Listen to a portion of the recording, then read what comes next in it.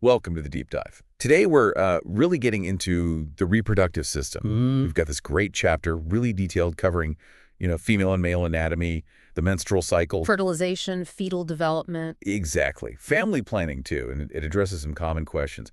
The idea is to kind of break it all down for you. Yeah, we'll look at the structures, the functions, that whole hormonal story of the cycle, fertilization. And how that tiny cell becomes a baby. Right, and the environment for that, fetal circulation, family planning choices.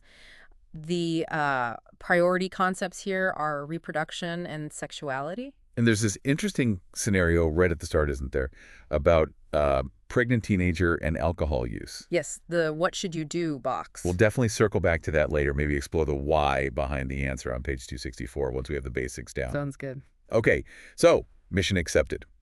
A comprehensive look at the reproductive system from our source material. Let's start with the female side. Great. So internally, the main players are the ovaries, fallopian tubes, sometimes called oviducts, the uterus, cervix, and vagina. Okay, ovaries first. They have two jobs, right? Two main functions, yes. They produce the ova, the eggs, and they're also hormone factories, secreting estrogen and progesterone. Ah, estrogen and progesterone, key hormones. Absolutely essential. They regulate so much. Okay, next. Fallopian tubes. Muscular tubes, near the ovaries, connecting to the uterus. Well, near the ovaries, connecting to the uterus, yes.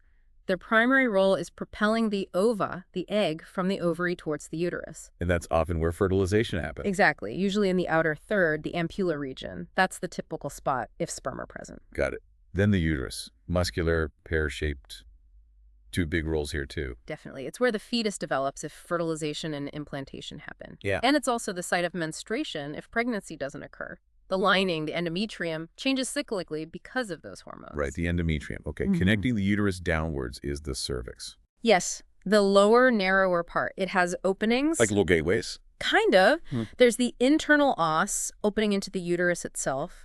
Then the cervical canal, the passage between... Between the internal and external. Right. And the external os opens into the vagina. And the vagina itself, muscular tube, cervix down to the perineum. It has multiple roles, too. Three key ones, really. It's the birth canal, obviously. Yeah. It's the passageway for menstrual flow out of the body. Oh. And it's the organ for intercourse in women. Okay, that covers the female internal structures well. Shall we switch over to the male system? Let's do it. All right, male reproductive system. Externally, the penis. What are the key parts? You've got the body or shaft, the glans penis, that's the sensitive tip, and the urethra running through it. And its functions. Urination and... Urination and intercourse, yes. Delivering sperm. Below the penis, the scrotum, that external pouch. Right. And inside the scrotum, you have the testes, the epididymis, and the start of the vas deferens. Testes make sperm, epididymis stores them. Matures and stores them, yeah. And the vas deferens transports them. But a really crucial role of the scrotum itself is temperature. Temperature. How so? It keeps the testes slightly cooler than core body temperature. And that's important for sperm. Vital. Optimal sperm production needs that slightly lower temperature. Just a few degrees makes a difference. Interesting. Okay, internally then, the prostate gland. Situated just below the bladder, it secretes a milky alkaline fluid. Alkaline. Why is that important? It helps enhance sperm movement, their motility, and it also neutralizes the naturally acidic environment of the vagina. Making it more hospitable for the sperm. Exactly. Gives them a better chance on their journey. So intricate systems in both sexes, all geared towards potential reproduction. Okay, let's tackle the menstrual cycle next. Box 22-1 in our source focuses on this. Yes, and the key thing is the hormonal control. It all starts centrally with the anterior pituitary gland in the brain. Right. Releasing. Two main hormones, FSH, follicle-stimulating hormone, and LH, luteinizing hormone. FSH and LH. The conductors, you call them. What do they conduct? They act mainly on the ovaries. FSH gets the ovarian follicles, those little sacs containing eggs growing. And both hormones trigger the ovaries to produce their own hormones, estrogen and progesterone. And those hormones then act on the uterus lining. Precisely. Causing the endometrium to thicken up, prepare for a possible pregnancy, or shed if one doesn't happen. The whole cycle averages about 28 days, but, that can vary. And within that cycle, there are different phases happening at the same time in the ovaries and uterus. Exactly. They're synchronized. In the ovaries, you have the pre-ovulatory phase follicles grow. One becomes dominant. Driven by FSH. Mostly, yes. Yeah. Then ovulation, the egg release, triggered by an LH surge. Okay. And then the luteal phase, where the leftover follicle becomes the corpus luteum, making lots of progesterone and estrogen. And while that's happening in the ovary, the uterus is doing its thing. Yes. First, the menstrual phase, shedding the lining. Then the proliferative phase, the lining rebuilds, driven by estrogen from those growing follicles. Picking up again. And finally, the secretory phase, the lining gets really rich, ready for implantation, thanks to progesterone from the corpus luteum. It's a complex feedback loop. It really is. Amazing coordination. Okay, let's shift gears a bit to the female pelvis. Why is its structure so important for childbirth? Well, the pelvis is divided into the true pelvis and the false pelvis. The true pelvis is the bony canal below the pelvic brim. That's the important part for birth. That's the critical passageway the baby has to navigate. It has an inlet, a mid-pelvis, and an outlet. And the false pelvis, above the brim. Yeah, the shallower part above.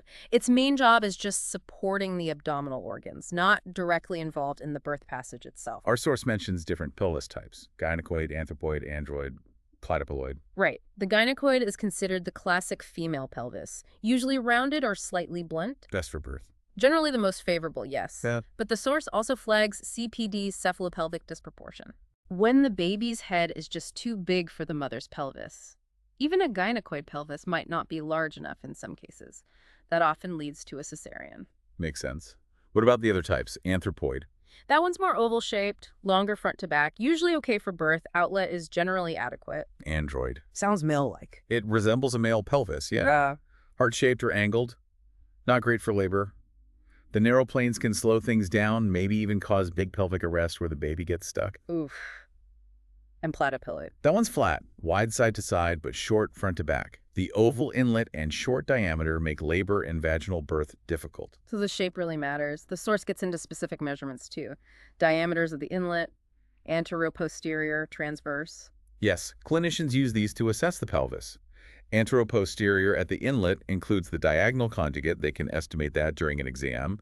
Then the true conjugate and the obstetrical conjugate, that's the really critical one. Yeah. The shortest front-to-back distance the baby's head encounters entering the pelvis. And the transverse diameter, side to side. Yep.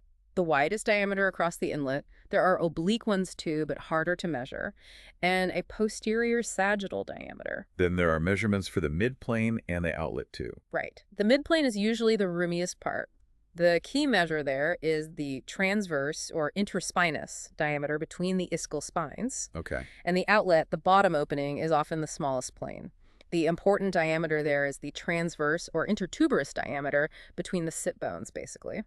Knowing these dimensions helps predict how labor might progress. Like knowing the dimensions of a tunnel before driving through. Okay, anatomy covered. Let's talk about the very beginning. Yeah. Fertilization. Right. So sperm meets egg usually happens, as we said, in the ampulla of the fallopian tube. And once one sperm gets in, the door slams shut, essentially. The ovum membrane changes to block any others. A biological failsafe. Cool. And genetically.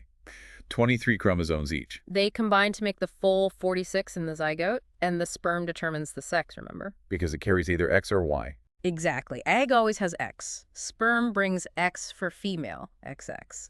Or Y for male, XY. The father determines the sex, biologically speaking. So after fertilization, what's next? The journey. The zygote travels down the tube to the uterus. Takes about 6 to 8 days after ovulation to implant in the uterine lining, the endometrium. It's called a blastocyst by then. Implantation? Yeah. Then it starts making a hormone. Yes, HCG, human chorionic gonadotropin. The pregnancy test hormone. Why is it so important early on? HCG signals the corpus luteum in the ovary to keep making estrogen and progesterone for the first couple of months. To maintain the pregnancy. Exactly. Supports the uterine lining until the placenta is ready to take over hormone production completely. It's a crucial handover. Amazing hormonal relay race. Okay, now the big one, fetal development. Box 22-2 in the source details this. 3 periods. Preembryonic first 2 weeks, embryonic day 15 to week 8, and fetal week 9 until birth. Let's hit some highlights. Early on, weeks 2-3, what's happening? Foundational stuff. Lung buds appear, blood starts circulating, the heart starts beating. It's just a tube initially, but it beats. And the neural plate forms, the start of the nervous system. Wow, so much happening so fast. Week 5. Heart chambers become visible, it's beating strongly, and limb buds, the little beginnings of arms and legs appear. Okay, by the end of the embryonic period, week 8. Basically, every major organ system is present. Still immature, of course, but the blueprint is there. Circulation through the umbilical cord is working. Incredible. Moving into the fetal period, week 12. Face looks more human. Kidneys start making urine, contributes to amniotic fluid. Spontaneous movements begin, though mom might not feel them yet. But you can hear the heartbeat with Doppler. Usually, yes, around 10-12 weeks. And you can often tell the gender visually by now. Big milestones. Week 16. More active movements may be quickening for the mother. Skin still thin, transparent. Lanugo, that fine hair starts appearing. Bones are hardening. Halfway point, week 20. Lanugo covers the body. Nails are present. Muscles are stronger. And you can usually hear the heartbeat with the standard fetoscope now. Okay, week 24 viability point. Potential viability with a lot of support, yes. Hair on the head is clearer. Skin looks reddish, wrinkled, not much fat yet. Reflex grasp is there. Covered in vernix caseosa, that waxy coating. Protects the skin. Yeah, from the amniotic fluid. And crucially, the fetus can hear now. Week 28. A significant point for lung development. Very significant. Brain development is rapid. Eyelids open and close. Lungs are usually developed enough for gas exchange. Lecithin, part of surfactant, is forming. Surfactant helps lungs inflate after birth. Exactly. Prevents the air sacs from collapsing. Big step towards survival if born early. Getting closer. Week 32. Bones are fully developed, though still soft. Subcutaneous fat starts building up, smoothing out wrinkles. The LS ratio in amniotic fluid, indicating lung maturity, is around 1.2 to 1. I'm 36 early term. Skin looks pinker, rounder, less wrinkled from more fat. Lanugo is disappearing. LS ratio is usually over 2 to 1. Generally means lungs are mature enough. And finally, week 40. Full term. Skin is pinkish, smooth, maybe little lanugo on shoulders, arms. Vernix is less. Fingernails might extend past fingertips. Foot creases cover the whole sole. Testes descended in males, labia majora developed in females. Ready for the world. Just an incredible journey. So what supports this development? The fetal environment. Right. Key parts are the amnion, chorion, amniotic fluid, and placenta. Amnion is the inner membrane, forms early, holds the amniotic fluid, creates that fluid-filled sac. And the chorion. That's the outer membrane. It develops blood vessels and becomes the fetal side of the placenta. Okay, and the amniotic fluid itself. How much is there? Around 800 to 1200 millimels towards the end. It cushions the fetus, allows movement, keeps the temperature stable. And in urine, too. Yes, which tells us about kidney function. The fetus swallows it, breathes it in and out, urinates into it. It's a dynamic environment. And the placenta, the lifeline. Absolutely. Handles nutrient and waste exchange between mother and fetus. Starts forming at implantation, fully working by about week 12. Takes over hormone production then, too. Yes. Produces the estrogen and progesterone needed to maintain the pregnancy. And later on, in the third trimester, it transfers maternal antibodies, gives the baby passive immunity. Like a temporary immune system boost. Exactly. Our source also mentions CVS, chorionic villus sampling. For genetic testing. Yes, done relatively early, 10-12 weeks, using cells from the chorion. But a crucial point about the placenta, it's selective, but not perfectly. Meaning? Large things like bacteria usually can't cross, but smaller things, nutrients, meds, alcohol, antibodies, viruses can cross. Which is why maternal health and substances are so critical. Absolutely vital for fetal well-being. Okay, how does the fetus get those nutrients and oxygen? Fetal circulation. It's different because the lungs aren't breathing air. The umbilical cord is key. It has 2 arteries and 1 vein. 2 arteries, 1 vein. Opposite of what you might expect. Kind of, yeah.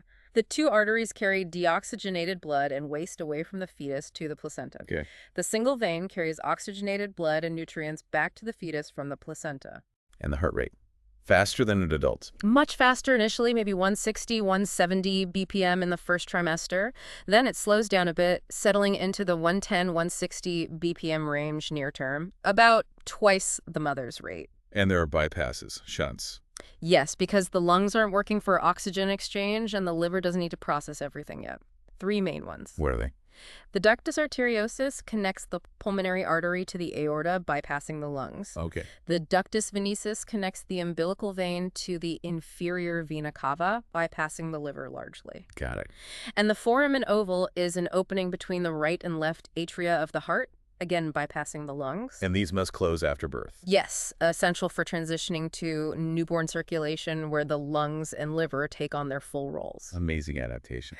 Okay, let's shift to family planning, because a broad topic. Very broad. It's about making choices when to have children, if to have children. Includes contraception, preventing pregnancy, but also methods to achieve pregnancy if needed. When choosing birth control, what are the key things people should consider? It has to be personalized.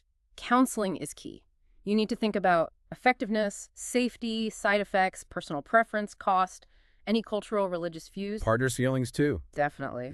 Also, overall family goals, age, how often intercourse happens, and importantly, can the person use the method correctly and consistently? Lots to lay up. For sure. If someone's done having kids, sterilization, vasectomy for men, tubal ligation for women is an option. But you have to stress it's usually permanent. Right. For frequent intercourse, maybe pills or long-acting methods like IUDs or implants work well. Less frequent, maybe barrier methods like condoms or diaphragms with spermicide. And informed consent is important. Especially for methods with potential risks, people need to understand what they're agreeing to. Chapter 44 in the source goes into more contraceptive details. Okay. The flip side is infertility.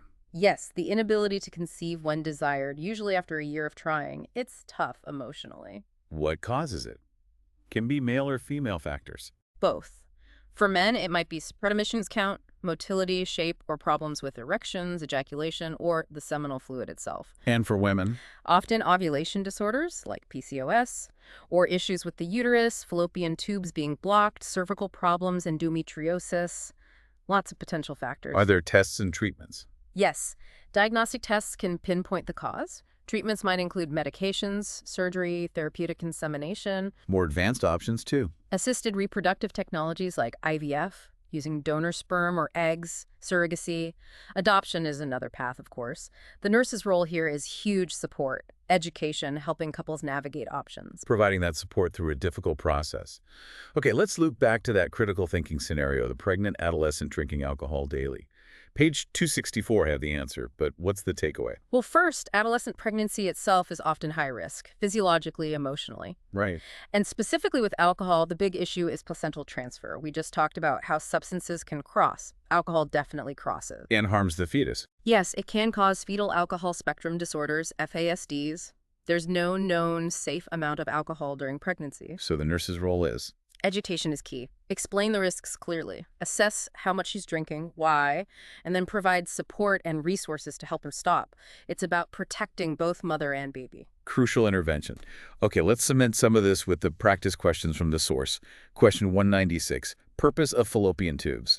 Primarily, fertilization happens there. They also transport the egg, but fertilization site is key. Question 197, what's incorrect about amniotic fluid functions? It does cushion, allow movement, maintain temp, contain urine. It does not prevent bacterial transfer. That's more placenta membranes. And it doesn't do the main nutrient waste exchange. That's the placenta. Got it. 198, gynecoid pelvis characteristics. Round shape, adequate diagonal conjugate, 12.5, 13 centimeters, blunt, widely separated ischial spines, favorable for birth. 199, placenta's main purpose. Nutrient and waste exchange between mother and fetus, the lifeline. 200, umbilical cord vessels. 2 arteries, 1 vein. Remember, arteries carry waste away from fetus. Vein brings nutrients, oxygen to fetus. 201, function of the ductus venosus. Connects umbilical vein to inferior vena cava, bypassing the liver. Gets oxygenated blood to the heart faster. 202, fetal heart rate of 150 BPM in third trimester normal. Yes. Normal range is a 110, 160 BPM then, so 150 is fine. 203, purpose of estrogen during pregnancy. Stimulates uterine development, gets breasts ready for lactation, supports the pregnancy. 204, size of non-pregnant uterus. Small, about 2 ounces, hair-sized. Okay. And 205, couple considering sterilization, what must the nurse ask? Crucially, about future plans for children. Sterilization is considered permanent, so they need to be sure. Great recap. That really helps pull it all together. So that wraps up our deep dive into the reproductive system based on this chapter. We definitely covered a lot. Female and male anatomy, the menstrual cycle's hormones, fertilization, that whole fetal development timeline. The fetal environment, circulation, family planning options, infertility. Yeah, the whole spectrum based on the source material. And understanding these basics is just so fundamental, isn't it? For health professionals, for anyone, really. Absolutely. The complexity and how interconnected it all is. It's pretty remarkable when you think about it. It really is. So here's a final thought for you, our listeners, to take away. Given how intricate and, frankly, vulnerable the whole process of reproduction and fetal development is, what do you think are our biggest responsibilities individually and as a society to help ensure healthy outcomes? Something to mull over. And just to confirm, we have now covered all the key sections presented in this chapter from the Saunders Comprehensive Review for the NCLEX-PN Examination, 7th edition.